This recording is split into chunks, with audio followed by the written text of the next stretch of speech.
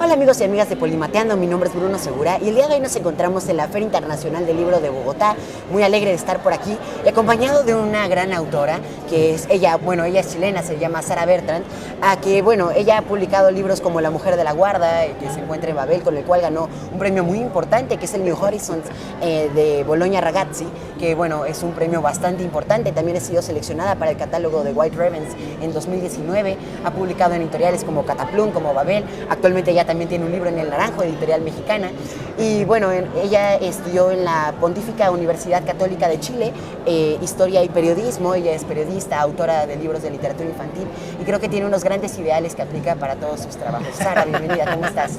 Gracias, muchas gracias por invitarme a conversar contigo, estamos muy bien, contentos acá en esta capital encumbrada en los cerros. Y que esta sabana colombiana. Sí. Sara, ayer tuve el placer de escucharte en una charla que dabas y hablabas sobre un tema que me parece que es algo que como humanidad siempre hemos buscado, y que creo que también es algo que te marca mucho a lo largo de tu carrera y de lo que haces, que es la libertad, una búsqueda de la libertad. ¿Por qué haces tanto énfasis en ello? Bueno, porque yo nací y crecí en dictadura durante un periodo muy oscuro de la historia de mi país y evidentemente, si de pequeña no me enteré, luego de joven o adolescente joven, uno empieza a resentir porque evidentemente es un periodo de expansión. Uno quiere ser muchas cosas y quiere experimentar muchas cosas. Y la verdad es que estaba todo muy restringido, había un ambiente cultural muy pobre, muy censurado también los libros, en fin. Entonces, yo creo que las ansias de libertad surgen ahí, de joven o adolescente, como una búsqueda real, o sea, algo muy concreto, que cayera el dictador, o sea, y que pudiésemos aspirar a ser libres. Era algo tremendamente concreto que, cuando sucede efectivamente, viene un poco una desilusión. ¿Te fijas? Darse cuenta que la libertad no es tan fácil de alcanzar, porque también, si bien en el contexto nacional puede estar restringida o no, también tú te topas con tus propias limitaciones. O sea, tus limitaciones también te impiden ser libre. Entonces te das cuenta que para aspirar a cierto tipo de libertad, finalmente tú tienes que tener como conciencia de ti mismo, de tu proceso de individuación. ¿Cómo te haces tú una persona? ¿Cómo llegas a ser lo que quieres ser? Y eso me parece que es un llamado de todos. Y en eso creo que sí hay una posibilidad para la libertad, o para sentirse más libre, en el sentido que de algún modo también depende de ti. Estoy diciendo que es una carrera para toda la vida, ¿no? No es algo que uno va a alcanzar rápidamente, porque no, y yo tengo miles de trabas que me impiden hoy mismo ser libre en muchos sentidos, pero otras yo ya he ido adquiriendo ciertas conciencias y conozco dónde están mis bordes, qué cosas yo no voy a hacer, qué cosas sí me gusta hacer, por qué cosas me voy a jugar la vida y por qué cosas ya las voy a dejar pasar. Entonces creo que cuando uno logra armar su mapa de territorio, de algún modo sí hay una especie de libertad, porque ya te estás moviendo con una conciencia de ser. Con una identidad, que creo que es algo importante. Exacto, claro. Y a partir de esta identidad de la que hablas, creo que también se construye a través del pensamiento, ¿no? Algo que fomenta también la literatura. ¿Lo encuentras de la misma forma? Por supuesto que sí. O sea, yo creo que, como decía ayer en esta charla que tú estabas, uno podría eventualmente decir que la literatura no sirve para nada. Porque la literatura no te hace vivir, no te vas a morir si no tienes un libro, evidentemente. Pero yo creo que educar, o sea, a aprender se aprende, que es como una máxima absurda por lo lógica que es, ¿me entiendes? Claro. O sea, pero en realidad uno tiene que disponerse al saber. O sea, si tú no tienes una curiosidad básica, tú no vas a llegar a ningún lado. O sea, la vida no te va a conducir a nuevos derroteros. Entonces yo creo que sí, la literatura como que un libro siempre te plantea preguntas, y al plantearte preguntas lo que hace es conducirte a otros posibles caminos de ser, a otras posibilidades de desarrollo, como, o sea, como que te abre un mundo que tú, por el hecho de estar vivo y tener ciertas características, quizás no las tendrías, fíjate, no tendrías esas posibilidades. Entonces yo creo que la literatura es una buena compañera, digamos, de vida, no solo para entretener, ¿no? Que mucha claro, gente dice, ay, la entretención, sino para desarrollarte en ese sentido, desarrollar tu pensamiento, tu forma de querer abordar ciertas cosas, de plantearte preguntas sobre la vida misma, de filosofar un poco. O sea, yo creo que también los libros como que nos invitan a eso, a ser como filósofos de nuestra propia vida, ¿te fijas? De alguna forma la literatura nos genera un pensamiento crítico, ¿no? Sí. Y bueno, abordas un tema muy importante que es algo que también, de hecho, el proyecto se llama Polimateando y el eslogan es el despertar de la curiosidad. La curiosidad, algo tan básico que tenemos nosotros los humanos, ¿no? El preguntarnos el por qué y cómo de las cosas. Entonces, quisiera que nos platicaras un poco cómo ha sido tu relación con la curiosidad. Digo, somos curiosos desde pequeños, ¿no? Sí. Bueno, la verdad es que desde muy pequeña me gané grandes retos por ser, o sea, retos regañados, regaños, por ser tan curiosa, porque evidentemente me metía en lugares que no debía meterme. ¿Cuántos filósofos también han sido regañados por sus claro, sistemas? Pero yo creo que en el caso mío, yo siento que lo que me ha movilizado como el pensamiento y la vida misma es como permanecer en una pregunta. O sea, una vez me preguntaron de por qué seguía escribiendo para jóvenes y ya no soy joven. Entonces le dije, sí, es verdad, no soy joven, pero sí me parece que permanecer en una pregunta es algo que la juventud te lo ofrece naturalmente. ¿Te fijas? Cuando tú comienzas la adolescencia, bueno, de niño te hacen miles de preguntas, pero luego de joven vienen preguntas esenciales, preguntas fundamentales, que van a marcar como los quehaceres de tu vida. Entonces yo creo que permanecer en pregunta, aunque resulte incómodo, porque no es cómodo permanecer en preguntas, es mucho más fácil pero estar en una certeza, claro, ¿no? Al final te permite como estar abierto a la vida, como a la vía misma, o sea, cuando la vía existencial, no sé cómo explicarlo, pero tú estás abierto a que puedan ocurrir cosas, a darte cuenta que la vida es muy caótica y que si tú quieres dominarlo todo y te tomas todo súper en serio y eres muy literal, probablemente lo vas a pasar muy mal. En cambio, si estás como abierto a que las preguntas te golpeen y te incomoden, y entonces buscar en esta realidad como media caótica y frágil ciertas respuestas y que esas respuestas te conduzcan a otras preguntas, y así tú vas haciendo como un camino interesante y, bueno, evidentemente curioso, porque una pregunta es una curiosidad, y te sientes vivo. O sea, yo creo que eso no es menor. Sentirse plenamente vivo. Yo creo que hay una de pronto la sociedad actual te lleva a no sentir. Es muy fácil como no estar vivo, ser como medio robot, ¿no? Como dejarte conducir. Tantas cosas, o sea, como que tú podrías eventualmente pasar en un celular todo el día y se te pasó el día y no pasó nada, o sea, y tampoco pasa nada, o sea, en el fondo yo creo que eso es muy, muy importante, que uno tenga claro que uno es artífice de su vida y uno es artífice de sus propios conocimientos, de eso que tú vas a alcanzar, eso lo gestas tú, no te va a llegar por obra y gracia de alguien más, ¿me entiendes? Y creo que para esto que dices de tener esta claridad, también es importante tener bien definida esta concepción de quién es, ¿no? Quién se es, esta concepción del ser de la que hablabas al principio. Sí. Bueno, también mencionas algo importante al principio de lo que nos comentabas.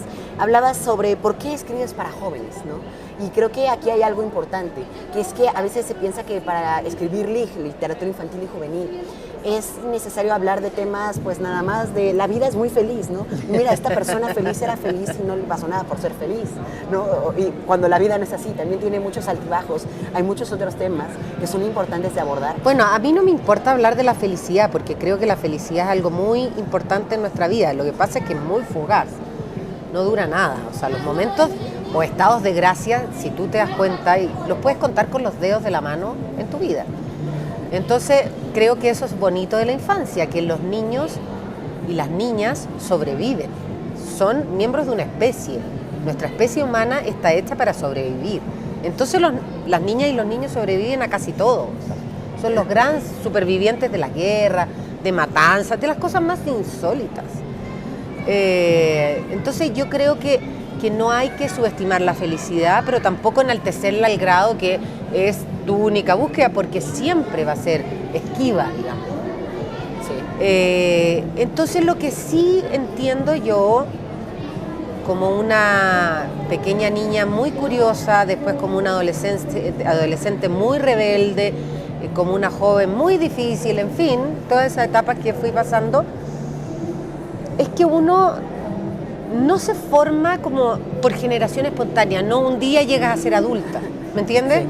No, todo esto es un camino de construcción. Entonces, si tú a los chiquitos y chiquitas no los expones a temas, digamos, a elaborar temas difíciles, porque no es que ellos no estén expuestos a temas difíciles, ellos sí están expuestos. Lo que pasa es que no, la posibilidad que te da la literatura es elaborar los traumas y tus heridas, ¿te fijas? Y yo creo que esa posibilidad de elaboración es muy necesaria, porque si no, ¿cómo tú vas a ser adulto al final? ¿Entiendes? Vas a ser como un adulto infantilizado, que al final lo que te quisieron hablar eran cosas absurdas y superficiales, porque no tienen que ver con la vida misma, que la vida misma es jodida, es difícil, está llena de obstáculos, sí, y de momentos de mucha felicidad también. Pero en el fondo la vida no se vive así por momentos felices, digamos. Se vive, digamos, por las dificultades. Yo creo que eso sí te hace crecer realmente. Entonces, en ese sentido, para mí tiene mucha importancia o relevancia el estar acompañando primero a mi hija y a mis hijos a crecer, a ayudarlos a hacer su traducción de mundo. Y en esa traducción, bueno, resultó que terminé escribiendo y esas traducciones llegaron a otras niñas y otros niños. Y qué bonito, porque por querer acompañar a mis propios hijos, terminé acompañando a como muchos niños y niñas. Y qué acompañamiento, porque también nos pones a pensar con tu literatura, no es una literatura en la que simplemente narres una historia, también hay a veces trasfondos a partir de esas historias que nos cuentas, hay preguntas que quizá nos puedan surgir, como lo hace en gran parte la literatura, y creo que eso es algo muy importante también de abordar en la literatura infantil y juvenil, ese pensamiento, esa curiosidad de detonar.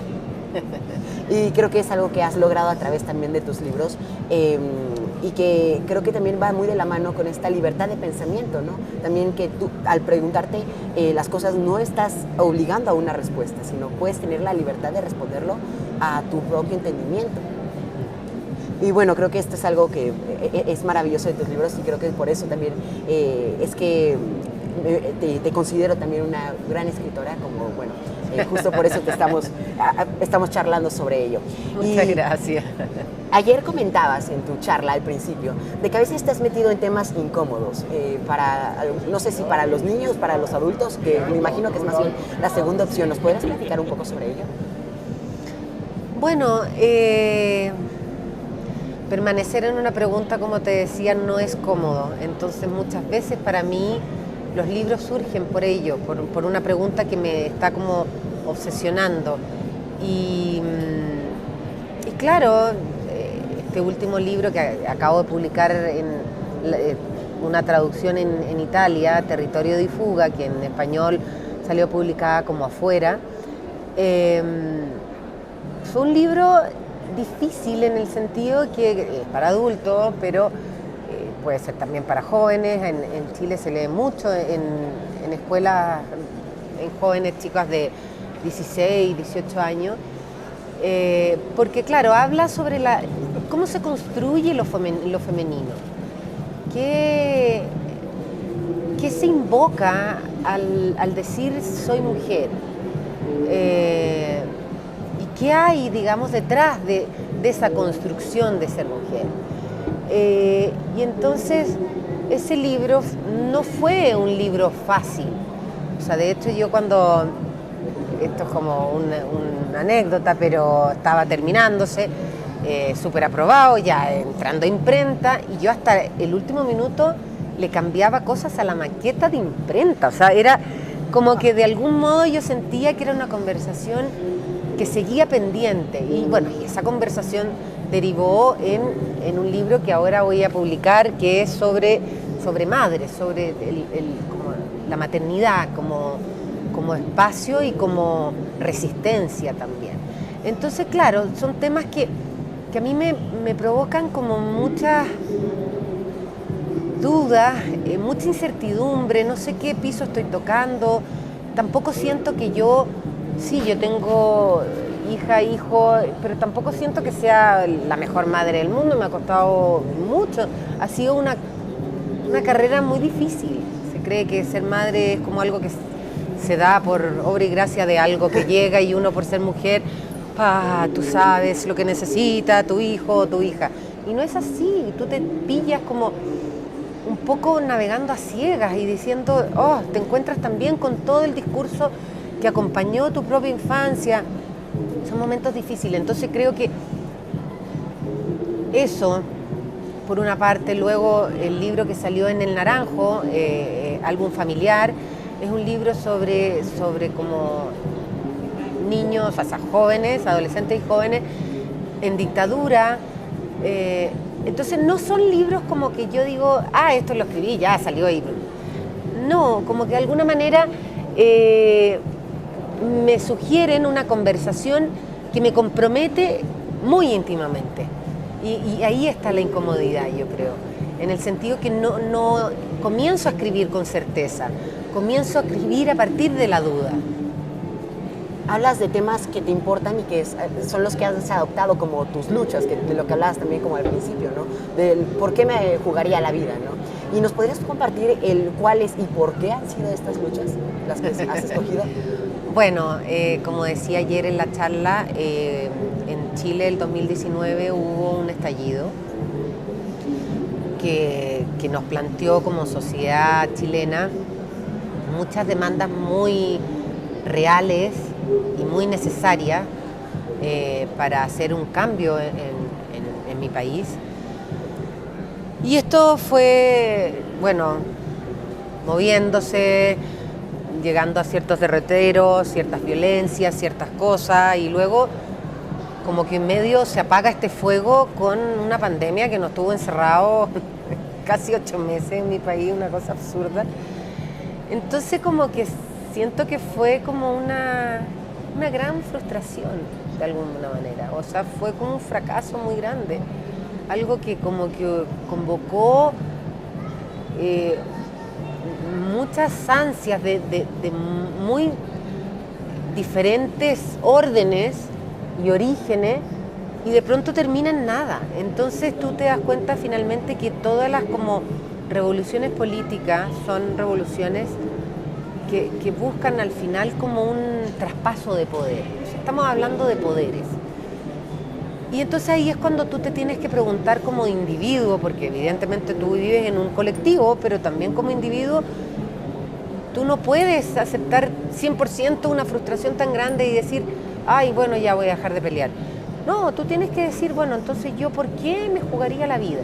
Y ahí es cuando llegué como a esto, a las mujeres y a las niñas y a los niños, a la educación. O sea, que yo creo que ahí sí hay una revolución pendiente, en Latinoamérica sobre todo. La revolución en las escuelas, darle una educación ya no solo digna, sino una educación superior, quiero ser ya absolutamente utópica, o sea, la mejor educación que merecen nuestras niñas y niños para ser y para tener alguna chance, no solo de ser libres, sino de sentir esos estados de gracia, de experienciar la felicidad, de decir, lo logré, alcancé esto, no sé qué, o digamos que lograron encontrar lo que andaban buscando, no sé. Cada cual en su vida se plantea ciertos objetivos, pero eso es, yo creo, lo que yo decidí que era como lo mío y que había sido por lo que he estado trabajando los últimos 20 años, digamos, 15, no sé, 18, no sé cuánto, pero por ahí. Pero ya de frentón dije, yo no me voy a desviar, voy a poner toda mi energía en eso, porque las energías no son como infinitas, sino que son finitas. Entonces, claro, es bueno poner como una energía potente en cosas que tú realmente crees que podrían hacer algún cambio. Y una mejora a la sociedad. Sí. Bueno, Sara, la verdad es que es un gusto escuchar estas personas que también comparten algunos de los ideales que tenemos, pues no únicamente por una libertad, sino en general por una mejor sociedad, y pues trabajarlo cada quien desde sus luchas, ¿no? Las que cada quien va escogiendo, desde dedicarse también al feminismo, a una mejor educación, a evitar la segregación racial, entre muchos otros movimientos y otras causas que también merecen mucho la pena, y que bueno, cada uno podrá hacerlo desde su propia perspectiva. Exacto. Como lo has hecho. Ha sido un gusto escucharte, Sara. Muchas gracias por invitarme. Bueno, muchas gracias a ti también por aceptar compartirnos todo esto. Y bueno, querido público, gracias también por acompañarnos. Los invito a que lean a Sara Bertrand, que bueno, tiene unos libros, la verdad, bastante buenos. Como oyeron, ya tiene uno en El Naranjo, así que lo pueden conseguir en México también su obra. Hasta en Italia, dijiste, ¿cierto? Sí, en Italia. Así que bueno, ya saben, los invito a que lo consigan y bueno, si no les ha convencido esta entrevista, que lo dudo mucho, también pueden ver tan solo tantos libros que tienen publicados y en tantos lugares, ¿verdad? Así que bueno, querido público, muchas gracias por acompañarnos y bueno, Sara, muchas gracias por la entrevista. Gracias a ti. Hasta luego.